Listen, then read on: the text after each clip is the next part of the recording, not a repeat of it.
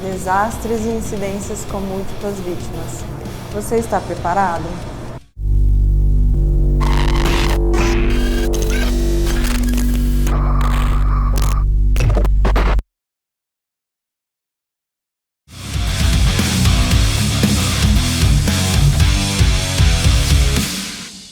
Olá, eu sou a Aline Ribeiro, você está no canal Medicina e Caos e hoje nós vamos falar sobre tragédias. Pesado, mas é muito importante. Bom, vamos às definições.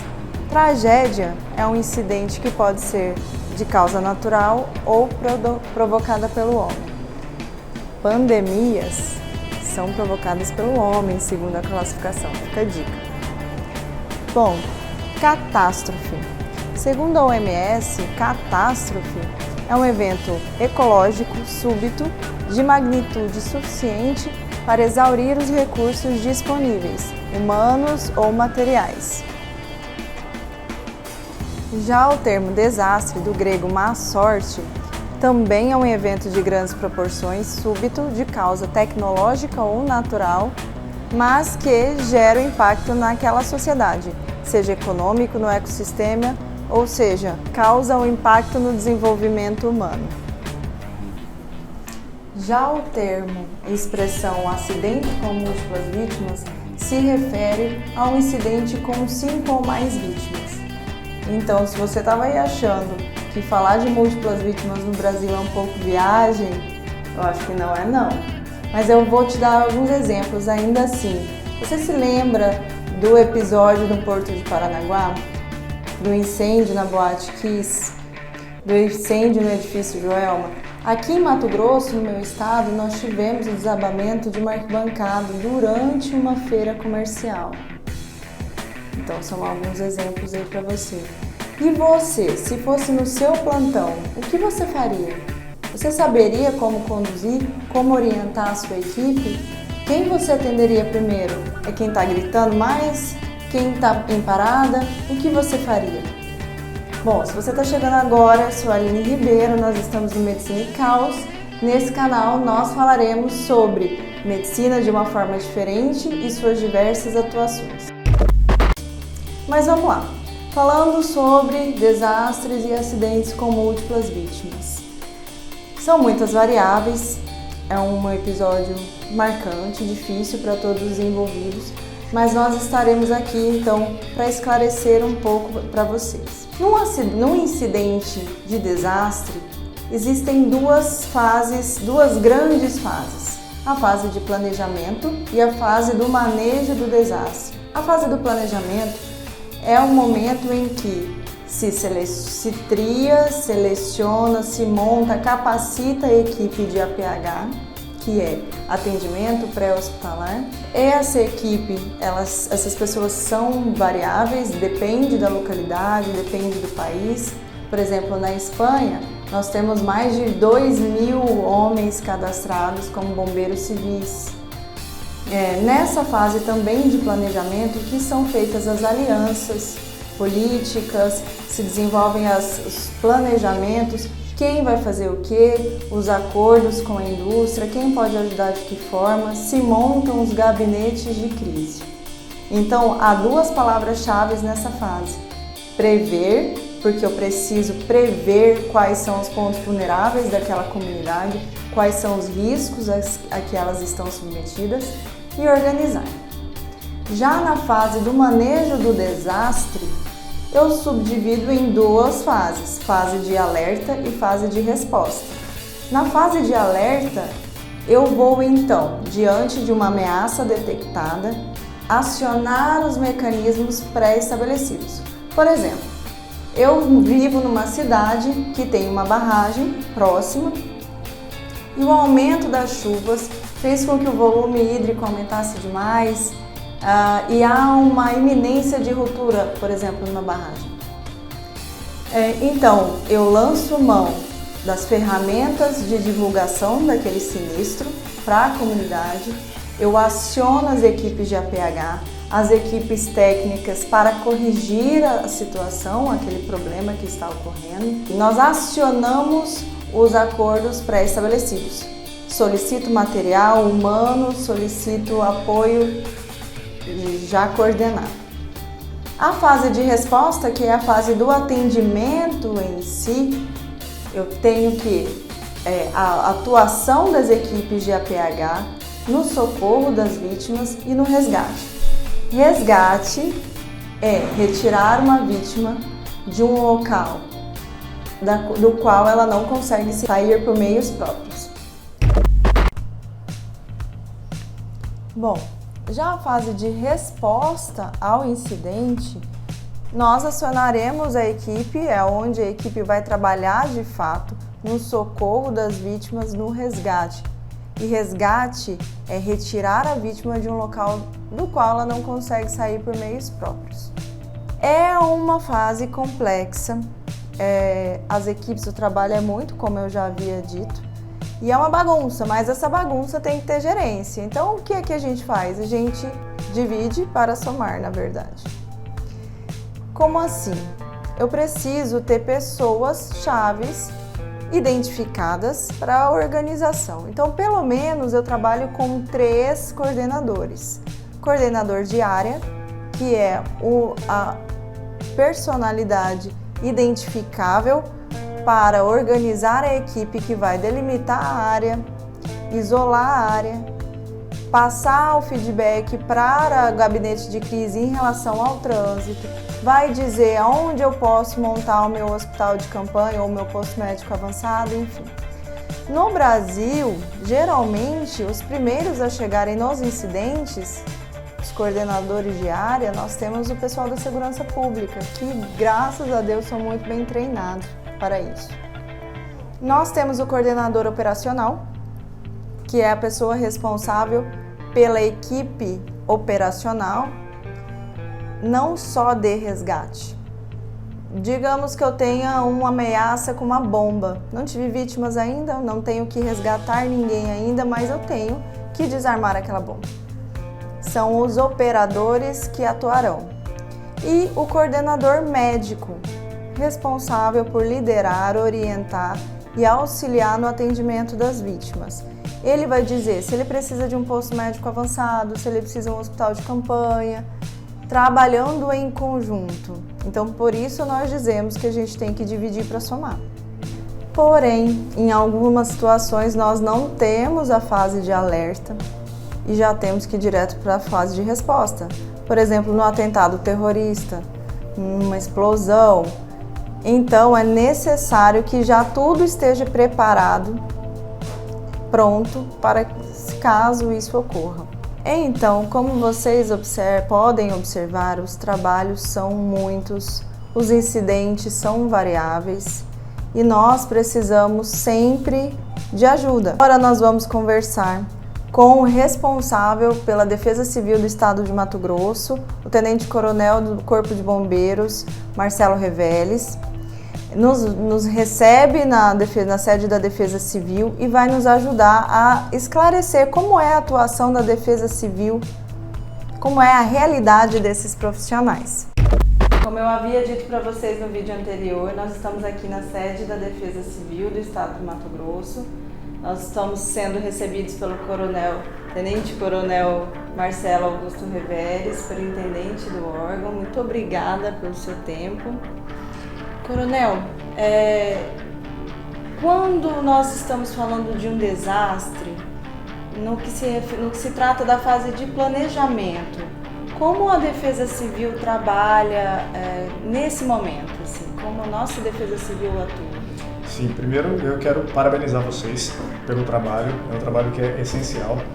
Trabalhar com caos realmente é algo que é o nosso dia a dia aqui. E quanto mais a gente tocar nesse assunto, é melhor.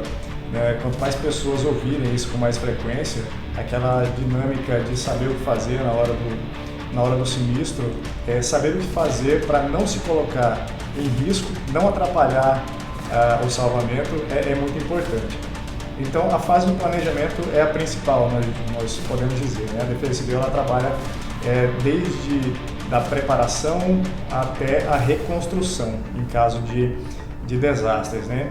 Então a fase de preparação vai desde conversar sobre o assunto, que é o que fazemos agora, e vocês vão ajudar muito nisso, é um trabalho essencial, e também promover algumas ações onde nós podemos treinar as pessoas de vários ambientes, de várias instituições, treinar as pessoas para situações adversas que podem acontecer naquele ambiente ou em algum ambiente que ela pode frequentar. Então, a ação de preparação, ela faz parte do sistema de defesa civil. O sistema de defesa civil ele começa na esfera federal, passa pela estadual e termina na municipal.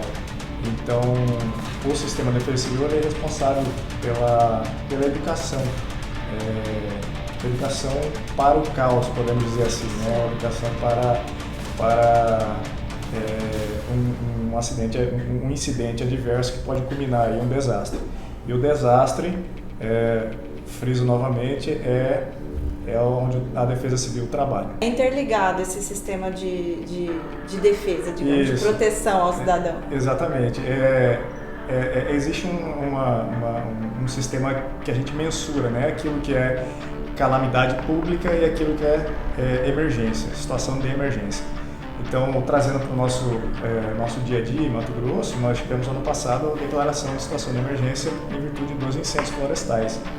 Então, quando o Estado, vamos começar pelo município, quando o município ele se encontra em alguma situação onde a capacidade de responder aquele desastre já ultrapassou, já suplantou a capacidade do município, ele declara uma situação de emergência que o Estado homologa e envia para a Defesa Civil Nacional, que reconhece. Caso seja reconhecido, né, assim que reconhecido, ela pode aportar algum recurso financeiro diretamente para o município, para ele utilizar na resposta daquele incidente. Posteriormente, o município pode fazer um plano de trabalho também e solicitar um recurso financeiro para a reconstrução. Então, casas que podem ser perdidas, colégios, enfim, pontes, aquele dano que que o desastre causou, ele pode ser reconstruído também com verbas de defesa civil. Porque daí então já entra na classificação da OMS de calamidade, né? Isso. Exauriu os recursos materiais e aí quando precisa de ajuda externa seria calamidade. Exatamente. E assim, para os nossos alunos principalmente, mas para as pessoas que têm curiosidade em saber, porque como é o trabalho, a rotina de vocês da Defesa Civil? Porque as pessoas, de modo geral, às vezes se lembram quando aconteceu algo de ruim, mas é muito trabalho ao longo do ano. Como é que é a rotina de vocês? Falando da Defesa Civil Estadual agora, que é a nossa parte aqui, né, dentro do sistema, nós fazemos principalmente monitoramento de situações onde nós sabemos que pode causar alguns problemas, né? Então fazemos monitoramento da seca, fazemos monitoramento das chuvas. Aqui em Mato Grosso os desastres normalmente eles são relacionados à água, né? Ou pela falta ou pelo excesso. Então nós fazemos esse monitoramento juntamente com alguns órgãos federais também e nós mandamos alguns alertas, né? Para as pessoas que recebem nos seus celulares, aquelas pessoas que são cadastradas, né, no 4099, que é o nosso sistema de comunicação. Então nós fazemos esse trabalho de alertar as pessoas, né? Mas é claro que para a gente chegar no alerta, nós passamos por uma série de fases, né? De análise das situações e tudo mais. O que nós fazemos aqui também é fomentar para que as defesas civis municipais elas possam fazer um trabalho também de reconhecimento de risco, né, nos seus respectivos municípios, de fazer o trabalho de chamamento para que as pessoas trabalhem como voluntárias na Defesa Civil, né? Os voluntários são os nossos olhos, né? São os olhos da Defesa Civil que podem, os olhos treinados, eles podem enxergar algumas situações que podem se tornar perigosas e alertar a Defesa Civil Municipal que tem todo um caminho a ser tomado aí para as providências para evitar o desastre também. A equipe que vai atender num desastre, quem são eles, assim? Como é o treinamento? Eles são do Corpo de Bombeiros no estado. Vamos falar do estado, porque a gente sabe que modifica um pouco de acordo com a localidade. Mas aqui no estado do Mato Grosso, quem são os profissionais que são acionados numa situação de desastre? Os órgãos que são destinados, né, para atuar na área quente ali na hora do desastre, dependendo do desastre, a maioria deles são profissionais do Corpo de Bombeiros, né? Então eles fazem ali o isolamento, né, fazem ali a área quente e ali o resgate, enfim, tudo que tiver que ser feito ali são os profissionais do Corpo de Bombeiros que fazem aquela atuação. O trabalho da Defesa Civil na resposta, ela fica ali na retaguarda, provendo ali recursos necessários para que o resgate possa ser feito de uma maneira mais adequada. Então, muitas vezes o Corpo de Bombeiros necessita de algum maquinário que não dispõe naquele momento na corporação, então a Defesa Civil ela sabe onde encontrar, tem os caminhos. Ela pode acionar os voluntários que estejam treinados, né, no caso profissionais de saúde que possam auxiliar no primeiro atendimento, caso necessite, né? Então as pessoas que tenham conhecimento aí dos métodos, né, de atendimento a múltiplas vítimas e tudo mais. Então a Defesa Civil ela tem essa característica de ser um órgão articulador, né? Ela tem que ter bastante contatos, ela tem que saber, ela tem que estar olhando um pouco de fora o sinistro para ela entender direito o que é necessário ali dentro, né? Então, através do sistema de comando de incidentes, que é uma ferramenta que nós utilizamos aqui, né, no estado há algum tempo, as necessidades daquele incidente são repassadas para a Defesa Civil, que o comando do incidente, a Defesa Civil faz parte desse comando, e então nós fazemos aí a nossa função essencial, né, que está na essência da Defesa Civil, que é a parte de articulação, chamando pessoas treinadas, trazendo equipamentos, provendo muitas vezes recursos financeiros, como a gente já falou anteriormente. É o gerenciamento ali do caos, né? Isso, o gerenciamento da crise, exatamente. Porque a gente tem a ideia que se tem a orientação, né, num incidente, num evento, num desastre, da formação de um novo gabinete de crise. Mas é articulado tudo isso através da Defesa Civil, então, né? Junto com, se necessário, governo do estado, governo federal. Exatamente. Então existe ali instalado ali um gabinete de crise, né? Que tem um incidente, é colocado ali o comandante do incidente e ali as suas subdivisões, e ali nós vamos fazendo contato de acordo com o que as necessidades, né, do incidente for apontando, né? Isso a gente sempre diz aqui que o incidente ele é entre aspas, um processo vivo, né? Porque ele vai mudando, né? Dependendo das condições climáticas, pode mudar totalmente o cenário de um incidente, e as necessidades podem se alterar em questão de minutos. Então, é um cenário vivo, né? Um processo vivo que a gente tem que estar sempre atento e tentando agir um pouco de antecedência, tentando prever aquilo que vai acontecer, para não deixar o caos se aumentar ainda mais, né? Contenção de caos, né? Contenção do caos. Coronel, o senhor falou de um número que a população pode utilizar, pode se cadastrar e recebe os alertas? Sim, nós temos um número, até vou falar para todo mundo que está assistindo, para se cadastrar, é só mandar um SMS para o número 40199, com o seu CEP, né?